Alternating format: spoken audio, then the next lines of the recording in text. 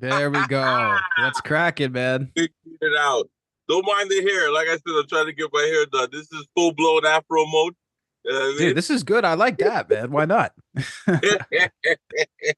That's perfect, dude. Hey, thanks for All making the right. time, man. I really appreciate it, bro. I'm excited, man. Like, yo, it has been such a journey from that time sitting in the back at the comic strip doing interviews to now watching you talk to like Gene Simmons and what, y'all crazy, man. Like, you are a true example of put the work to watch your journey. And I'm just excited that you would even care to still have me on the show. Dude, I could say the same thing about you, my guy. First of all, thank you. I appreciate the props, but listen, man, you know we're not going to get out of here without me giving you your flowers. This man over here, finalist on Canada's Got Talent. Now let me tell you guys something right quick because I got to put it out there. As Sterling mentioned, we were in the trenches at the open mics at the comedy clubs, right? I was doing my podcast for two people watching, and sometimes, the open mics, it was a little light on the attendance too because everybody was still grinding, doing their thing, man. And I swear to God, I saw this man, Sterling Scott, do some of the same jokes, his strongest jokes from Canada's Got Talent in a room with 6 to 7 people. And to see you doing it on this scale, man, it warms my heart, bro. I am so proud of you, man. Thank you so much, man. It's wow, it's been a while. It's been a journey. It's been a journey. But you know what? The good thing is that this is part of the journey that we all dreamed about. You know, being able to be on the biggest and most watched show in the country and to have the entire country see my performance and be like, that's our guy, is an overwhelming feeling of joy. Of course, man. Absolutely. And you know what the crazy part is, Sterling, is that having watched the evolution, and this is why you got to that stage, is because you gave the same energy for 8 people as you gave to 8,000 people. I mean, maybe if you could speak on that, because even back then you were doing big shows, but you would still pop into those small mics, right? I mean, maybe if you could speak on that stage presence, bro, and how do you really zero in on that energy no matter where you're at in the stage of your game? That's a really good question because that's something that I teach comics. It's that it's a saying that I have, whether it be 3 or 3,000, I'm going to give my all.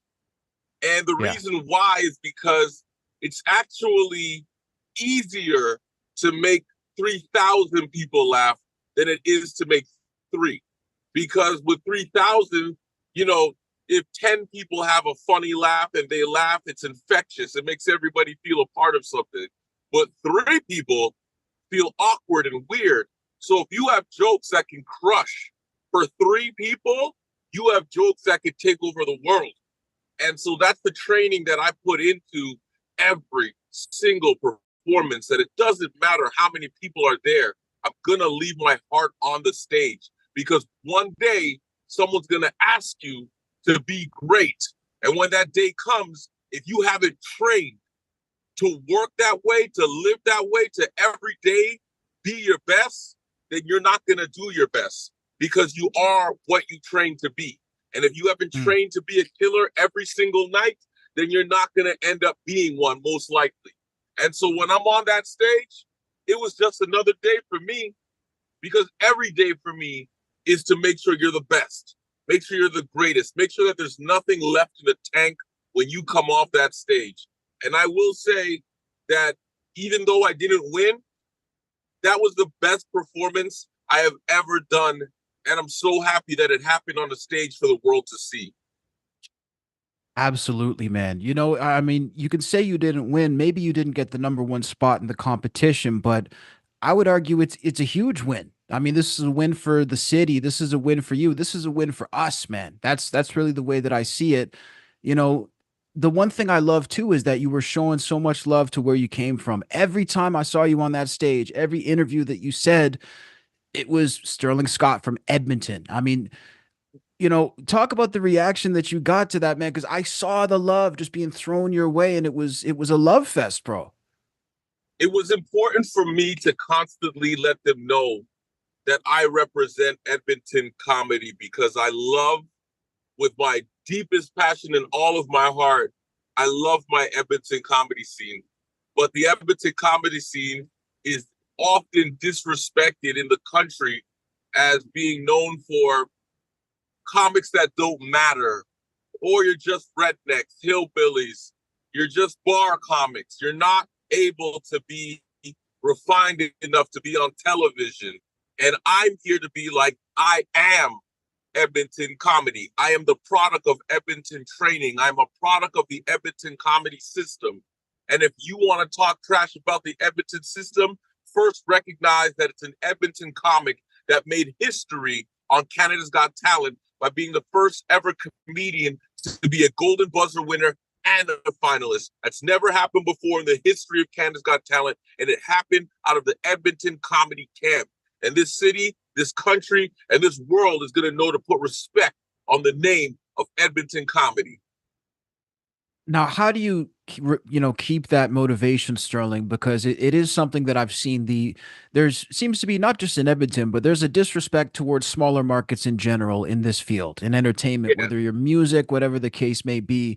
And I've found that discouraging sometimes because you feel like the guys from New York, the guys from even Toronto, they keep trying to put you down. But what it takes is guys like you to break that mold. How do you maintain that motivation through some of the sort of, I'll call it stupidity where people are trying to put us down? Well, the number one thing is to always remember why you started.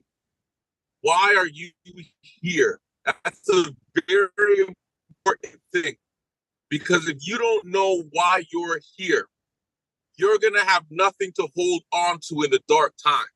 And when I started comedy, my ambition and goal was to become one of the greatest stand-up comedians of all time. And to endure that, to make that goal, I know I have to overcome ridiculous hurdles. And so every time I'm told no, every time they say you're from Edmonton, every time they say you don't matter, the light that I hold on to in the darkness is that I want to become the greatest. So whatever it is that you guys consider good, great, or legendary, that's what I'm coming for. So I don't care if you're from Toronto, New York, LA, or the goddamn moon. Sterling Scott is here to make sure that he and Edmonton comedy shines as number one. And that's what I hold on to through every single moment of my career. That's massive, man. I mean, so how about we move into the sort of Canada's Got Talent stuff, man? Obviously, I'm sure you've broken it down for tons of people. I'm sure tons of people have asked you, but for the people who don't know, talk about the process. How did you find out about it? Like, was it a thing where you sought it out, or did somebody send you a link and say, "Hey, they're doing this show"? So the Canada's Got Talent's been around now. It's in its third season, but they've actually had a fourth. The very first Canada's Got Talent was many years ago.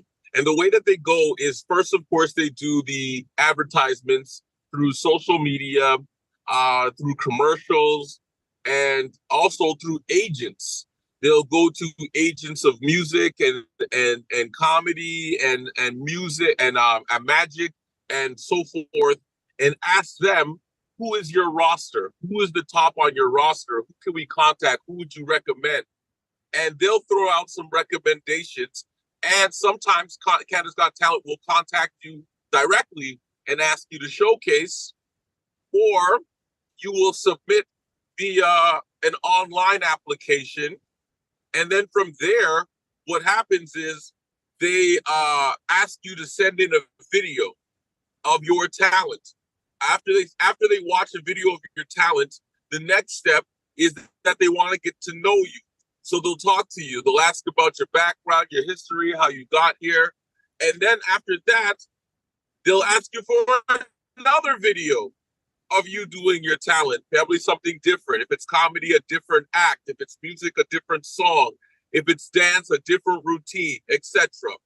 And then from there, you have to cross your fingers and hope that you're somebody that gets selected to actually show up.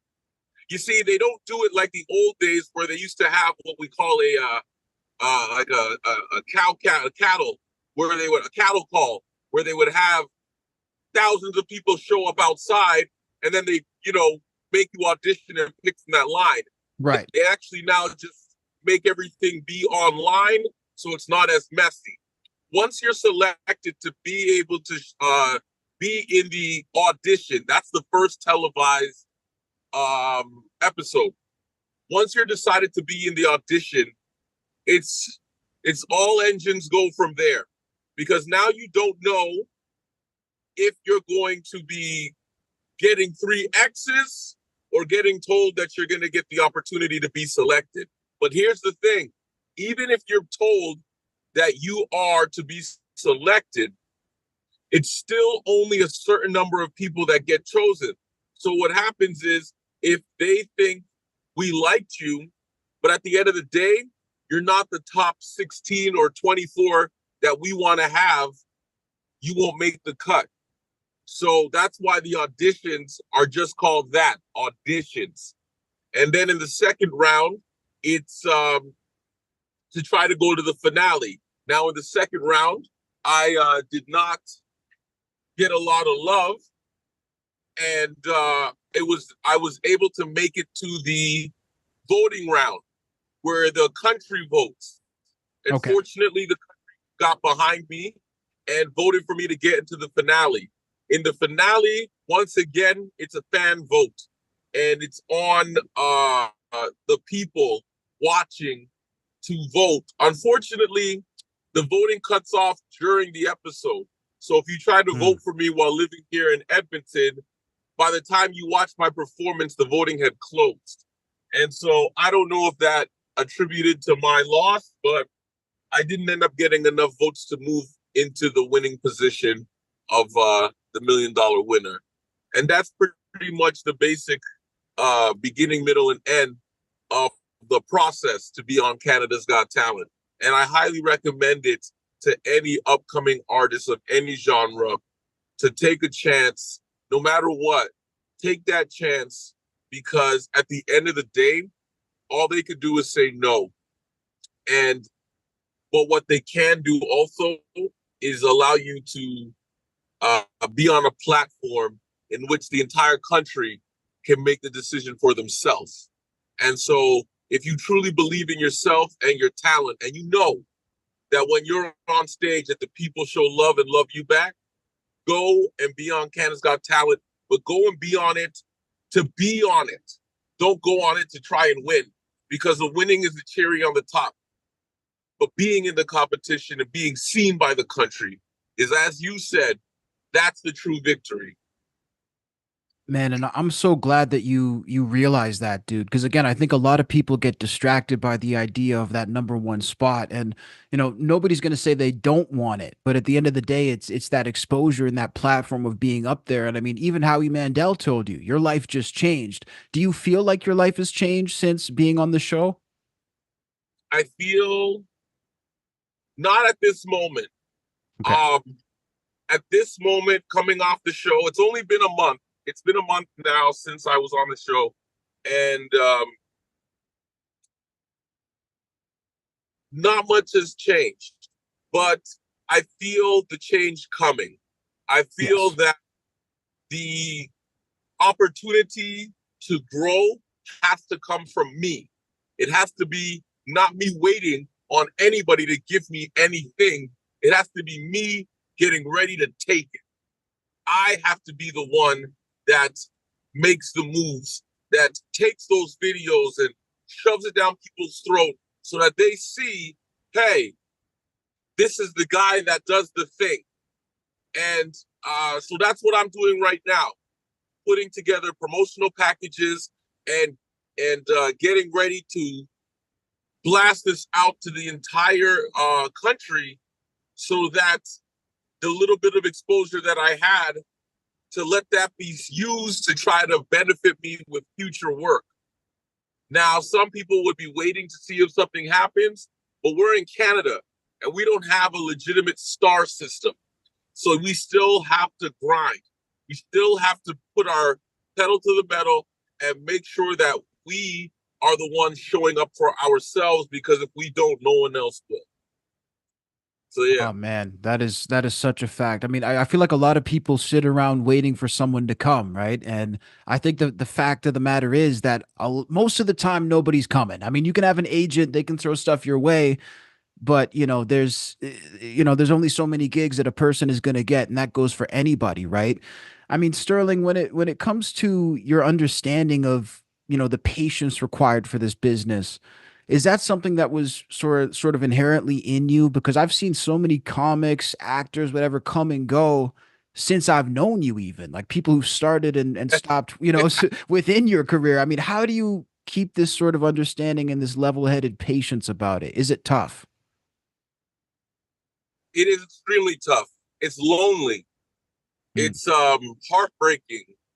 But again, this is why I tell everybody who ever wants to do stand-up comedy, whatever it is that makes this your passion, if comedy, music, whatever your passion is, find the true meaning of why you are doing this. What is the reason why you're here? And you hold on to that light. You hold on to that light. Because when the darkness comes, that's the light that will bring you back into the passion of doing your art form. You see, I never started comedy to win Canada's Got Talent. But what happens is when people go to Canada's Got Talent, they get caught up in trying to win. And when they don't win, they feel like their career is over. But their career was never Canada's Got Talent. So why are you letting that step, that stumble, make you quit? You see, my ambition and goal is to become one of the greatest stand-up comedians of all time. And that's going to come with a lot of hardships. There's no great comedian on this planet whose career went, I'm awesome, I'm awesome, I'm awesome, I made it. It was ups, downs, lefts, rights, stagnant, depression, I want to quit. And through all of that pain, what the resilience is what allowed you to see the greatness on stage. It's the pressure that makes diamonds. It's the fire that gets the purest gold. It's the pain that lets the sound of music be beautiful. It's these elements that allow greatness to shine. Because no matter what, no pain, no sorrow, no depression, no rejection can ever stop your shine. And that is what people are seeing on the stage. And that is what makes a star. Wow, man. No, you're speaking absolute facts right here. I mean, so let me ask you this, Sterling. When was the first time? Obviously, you're not going to remember, the date, but like around what point in your life did this even creep into your mind? I want to be one of the greatest comics of all time. Why is that something that resonated with you so much and still does to this day? When I was young, I was very multi-talented. Anything that I had any kind of obsession with, I was good at. And I remember saying to myself, there's no way God gave me all these abilities to be normal. Hmm. So uh, when I played basketball, I wanted to be the best. But basketball is a team sport and they can bench you and doesn't give you the opportunity to grow. Then I wanted to do track and field. And I was one of the top runners in the country. But I didn't believe in myself. And so I walked away from the sport.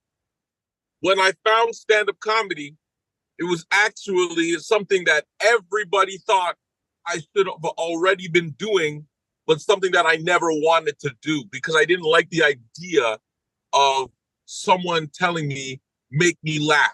That's what everybody would say. And I'd be like, no, I don't want to talk. I don't want to do nothing. So when I fell into stand-up comedy on accident, and it became something that I loved because the sound of the audience laughing is one of the most addictive feelings in the world. I said to myself, I will not allow anybody to tell me no. I will not allow myself to look in the mirror and say, I would have, could have, should have. I want to look in the mirror and see I have done. And so at that moment, and I believe it was like, I think I was 24, 25, no, 27. Okay. Damn, 27 years old. And I said, this is it. This is what I want to do. This is who I'm going to be. And I need to be able to do this to the best of my abilities as a way of showing that I appreciate the blessings given to me. And I give everything I can to the art. And the reason why I say that is this. For any artist listening, if you only take from your art, meaning that you only reap the benefits of it, then you will not see the success you truly want. Instead, give to the art, right? Allow whatever you're doing to benefit the art form. You're a comedian, start a room up. You're a musician, create stages for people so that they can see you in other acts. And what happens is the art will give to you. Hmm. And that's the way that I have chosen to live. And it's allowed me to persevere through all the times when I've wanted to quit. You know, there was a time when I really was like, I'm done. It was actually in the San Francisco comedy competition. I won it. I'm the first Black Canadian to win it in its 47-year history. But it Wow. didn't go down that simple. What happened was the scorekeeper wanted a woman to win. So on the final night, they rigged the score. But they didn't know that the other judges wanted to do a second check. One of the Mm. judges was like, I think I left out a score. And when they checked the scores, that's how they found that the scorekeeper had grossly changed the numbers. So they had announced the girl as the winner of San Francisco. When that happened, I shook everyone's hand and I walked out into the fields and I laid in the dirt and I was crying. And I looked up at the skies and I go, I don't know what you want from me, world. I'm giving everything I can. Give me a sign. Give me a damn sign to let me know that I'm doing the right thing. And after I got up and dusted myself off, I said, always take your losses with the same respect that you take your win. So even though I had been announced the loser and I was in first place going into the final night, I Right. went over to go shake the hand of the winner and congratulate them like a good, like a good competitor. When I went to go do that, she was standing outside crying. And while they're crying, the guy that runs the entire festival looks at me and says, I'm so sorry, you're the champion. That's how I was announced the winner. And at that time, I learned that two things. One, I got my sign. Two, resilience is what Yes. brought me there.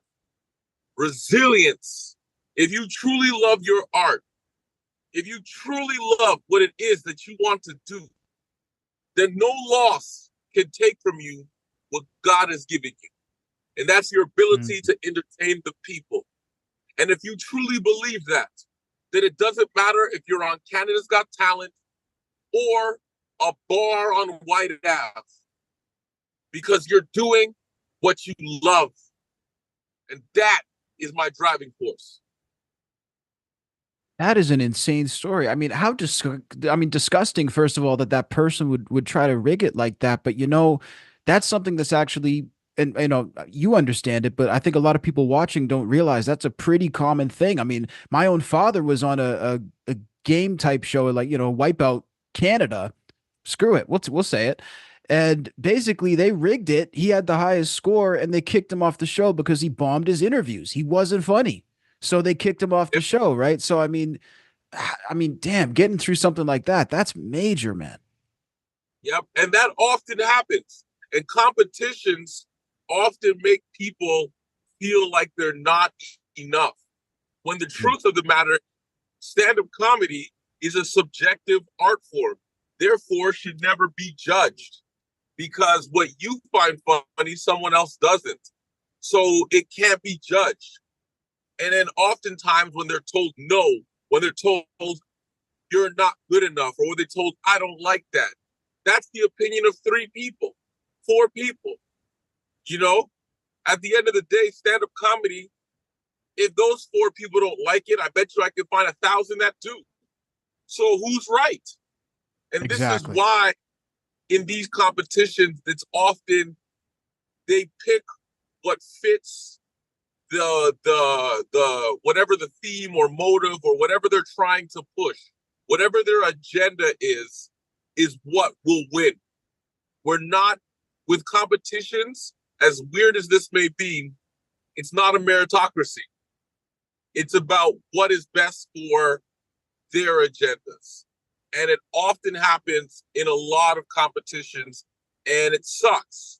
But at the end of the day, it's why I say don't ever, ever, ever allow a competition to define you. Because if you do that, you will be lost, regardless of whether it's good or bad, because it's Hmm. only the opinion of the few, and your talent is for the love of the many. And so that's why you should never allow that to define you, good or bad. That's the thing, because a win is a win, a loss is the same, but it's you can't define yourself by either one of those things. And that's, I've heard some of the greatest in entertainment period give that advice. If you define yourself by whatever circumstance you're in, you're going to be in some bad spots, Yes, inevitably, right? yes, yes. Man. And that's why it's like, so even though I won, the San Francisco comedy competition in the end, my goal was to be the best I can be. And Yeah. I won that. The win was just a result. But even if I didn't win, the goal was to be the best I can be. And I think that's something that any artist should truly strive for. Not the appreciation and love of a judge, but that that the performance you gave was the best you could do.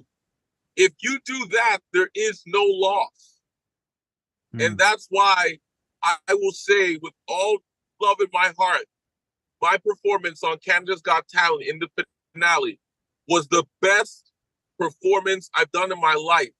They didn't show it, but I got 2 standing ovations in 3 minutes.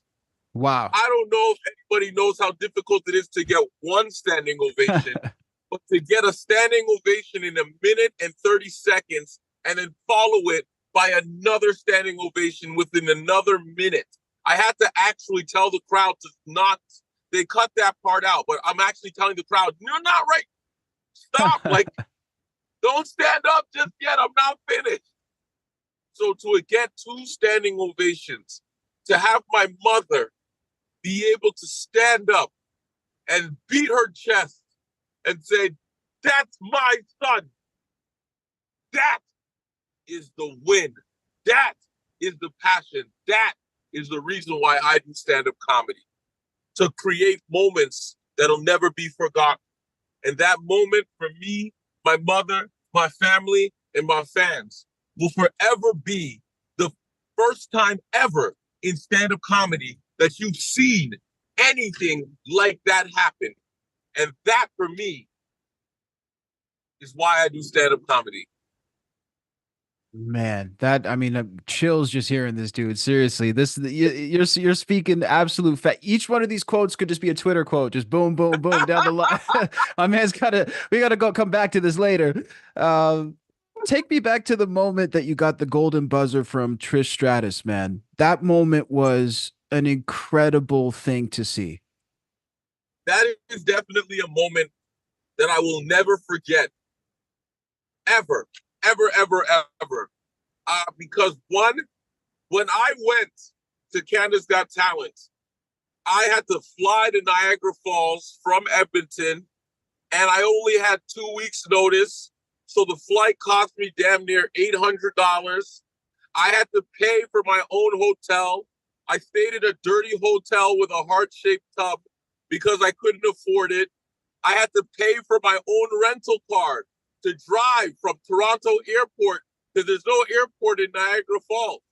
Right. I spent when it was all said and done, I dropped $1,900 to go and showcase to do the audition because in my heart, I believe that I'm gonna put it all on the line. Now the scary part was I didn't have any money.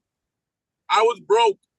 The $1,900 I used was what I needed to make up my mortgage. But I didn't go thinking I'm gonna win 25 grand. I went thinking I'm gonna give everything I have. I'm gonna give my last penny because I'd rather do that than pay my mortgage and then say I could have, I should have, I would have. So when I got to the competition, I had nothing.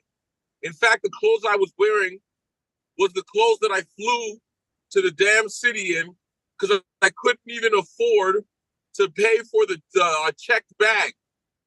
Wow. So when I got on that stage, I really had nothing more to lose because I had given everything I have. And so all that I had left was that joke that, in my opinion, is the best joke I've ever written. And that's the joke, Orange is the New Black. The scary thing is that they actually even edited the joke and took parts out of it because they said it was too dirty for TV, which brings down the quality of the impact of the joke. But I still said, the joke is strong. It's all I have. It's all I've got left. When I finished that performance, I had gotten 3 applause breaks. 3 applause breaks in that 30-minute performance. And before I finished my set, the crowd had already got on their feet. Mm-hmm. And at that moment, I was elated. And I was hoping that with this standing ovation, that they would allow me to move on. That's it. Just allow me to go to the next round. But when they were talking and fidgeting, I was like, there's no way they could be thinking about giving it to me. And when Trish hit that golden buzzer, I can tell you right now, I'm a grown man and I don't like to cry. But there was nothing stopping those tears from flowing. Because not only did I get the money back that I just dropped to get there, I was able to pay off my mortgage and allow myself to have a few more minutes of air because I was broke at the time. So $25K helped pay off some bills. Yeah. When I was on that stage, I wasn't even thinking of the $25K as much as I was thinking about how many wars me and this joke, Orange is the New Black, have been through. How many times has this joke paid my bills? How many times has this joke saved my ass when my set was falling apart? And now here, in front of millions of people, this joke and myself have let the world know that comedian Sterling Scott out of Edmonton, Alberta, that motherfucker's got talent. And that's what brought me to tears. That the world has finally acknowledged my pain as well as my talent. And that joke that has taken me through so many hard nights is the one that stood with me on my greatest night. You're about to get me fucking choked up, bro. You got me out here acting light skinned and shit. This is crazy. God damn, Yeah. Sterling, dude. I can't overstate how fucking proud we are of you, man. And I'm gonna say we, because I'm telling you right now, seeing it, man, If anybody deserves it, you deserve it, bro. I'm Thank serious, you. man. Thank you. And I'm bringing that energy to the next big event, which is happening in a month.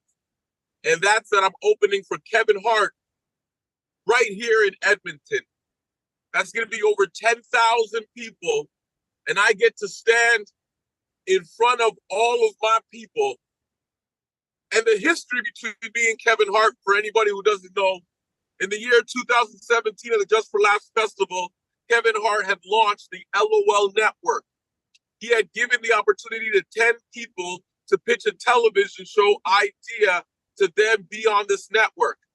I was one of the 10 people selected to get a development deal for the LOL Network. Now, the LOL Network ended up not doing very well. They kind of folded, and they produced no shows. And so they ended up not having anything happen with me in my career. Now, with that being said, there was LOL at JFL, and my performance was one of the most watched performances in the entire festival. Kevin Hart himself walked up to me and said, "You're in the percent of all comedians in this entire festival, and your comedy is complete." And he said that to me in 2017. Wow. 24. And so now I'm back again, and I'm going to see him again. And I get the opportunity to let him know that even though LOL failed, even though Just for Laughs longer, I still go back to the stage in front of you. There's a great quote from the book, The Alchemist. If something happens once, it'll never happen again. But if it happens twice, it'll happen a third time. I shook Kevin Hart's hand when I met him, and I'm going to shake his hand again here in Edmonton. And I know one thing for sure. The third time, it's going to be something great, something even better. And I'm ready for it. I'm ready for whatever it is this world has to offer. And I'm ready to be not only the representative, but the star and the face of stand-up comedy in Canada. And I believe it's going to come whether the world, whether you want it or not. That's right. I'm coming, baby. And I'm bringing the heat. They better watch out. You know what I mean? I mean, Yeah. Jesus. Let's wrap it with this, Sterling, because I feel like once this all starts happening, they're gonna go back to this interview. You know what I mean? They're gonna, you know what I mean? So let's ask this: where do you see yourself? Like, is it move? Obviously, stand up, but on top of the stand up, do you want to do movies? Do you want to do voiceovers, TV? Where would you like to see yourself as you move deeper and deeper into the mainstream space? I would like to be able to create a platform in which people can see the next stars of tomorrow. In Canada, we don't have anything where you could watch stand-up comedy and watch Canadians perform and say, I like this guy, I'm going to go see him. We don't have that in Canada. And I'd like to create something where we could be able to cherish our own stars. I would love to be the first Canadian, well, not the first, to be second. Russell Peters, shout out Russell Peters. He's already the first Canadian to do a stadium tour. But I would like to be the one that creates a platform that allows for future generations to be able to have the opportunity to fill stadiums themselves. And I would also like to be able to create the same way like Star Wars, Lord of the Rings, those kind of trilogies that are epic and live on forever. I would like to be in a movie that does that. I'd like to be in a movie that is like one of those series or epic ones that are timeless, that are classics, like Harry Potter, and like I said, the rest of those ones. And I would love to be in a cartoon. And secret fact, I want to be in a musical. Hey, there we go. I want to be in a musical. I've always wanted to be in a musical. My favorite musical is Dreamgirls, Let's and go. I would love to I would love to be in a musical one day because it just looks so much fun, and I want it. I want to be talking lines and break out into a song and dance, and that for me are the things that I'd love to do. And then when it's all said and done, I'd love to write a book because interviews like this and quotes like the ones we've had in this one will fill the pages of the crazy thing that is called my life. And yeah, that's where I would see myself producing something, producing and creating a platform for other comedians to win. Uh, Being in a trilogy or series that is epic and classic and remembered for all times, and finally to be able to write a book to let other people know my journey and my struggles so that they can find themselves in my story and see themselves in my victories. That's going to be a good one, man. It's been a long, strange trip, my friend, and I'm glad that we're both here, still rocking it out, man. Yep, Honestly, brother. Well, listen, I'm very Sterling, happy to say that. absolutely, Yeah, man. go Listen, ahead. I appreciate your time. I love how the connection's crapping out right at the end, so I guess this is a perfect time to let it go. I appreciate your time, Yeah, brother. And just keep doing what you're doing, man. It's needed, bro. It's needed. So just keep doing what you're doing, man. Never stop. We appreciate you, my guy. Seriously.